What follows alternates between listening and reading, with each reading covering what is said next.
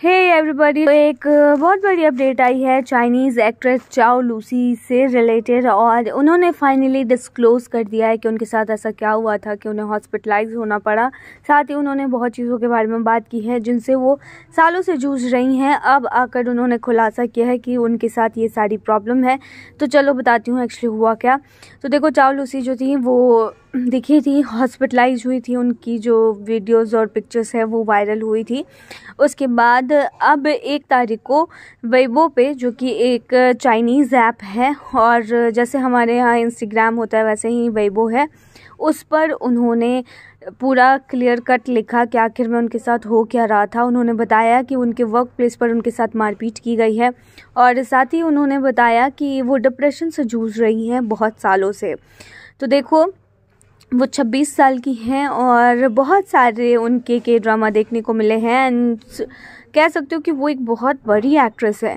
और उन्होंने दिखाया कि वो अभी कितनी ज़्यादा बीमार हैं और अभी वो सिर्फ़ और सिर्फ 36 kg की हैं, यानी बहुत ही ज़्यादा वेट लॉस हो गया है उनका। इसके बारे में भी उन्होंने बताया है और उन्होंने बोला कि जब वो बड़ी हुई तभी भी उन्हें मारा जाता था और उन्हें वो लगता था कि शायद ये बिल्कुल ठीक है।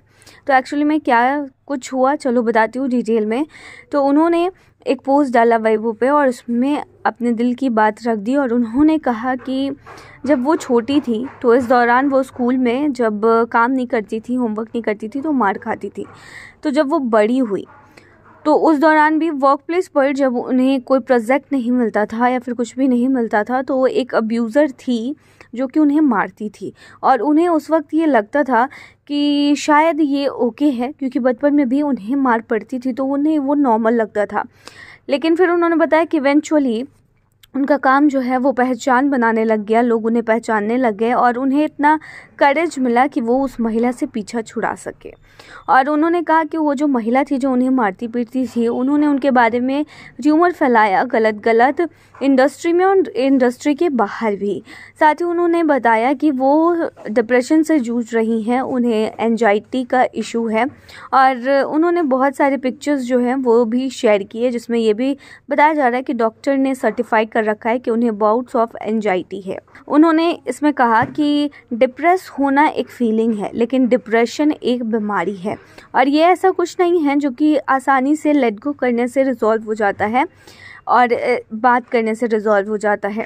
उन्होंने कहा कि 2019 में उन्हें डिप्रेशन हुआ था और उसके बाद से वो साइकोलॉजिकल हेल्प ले रही थी 2021 से, जब वो और भी ज़्यादा फिज़िकली अफेक्टेड हो गई थी और उनका मूड काफ़ी ख़राब रहने लगा था। फिर उन्होंने बताया कि उन्हें बहुत सारे हेल्थ इश्यूज़ होना शुरू हो गए। बताया कि उन्हें न्यूमोनिया हुआ, हाइव्स हुआ और सुनने की क्षमता भी उनकी चली गई 2023 में।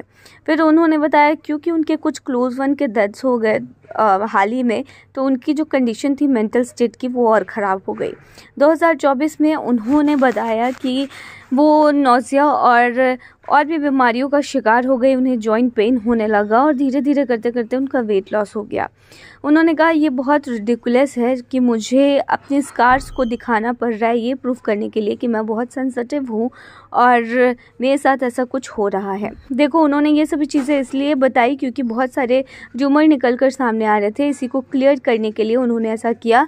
उन्हें लास्ट टाइम व्हीलचेयर पे देखा गया था, वो काफ़ी ज़्यादा बीमार थी। तो तुम देख लो, एक हंसते खिलखिलाते चेहरे के पीछे का दर्द, मतलब like she is a star, उन्हें कौन नहीं जानता है। Still she is facing a lot.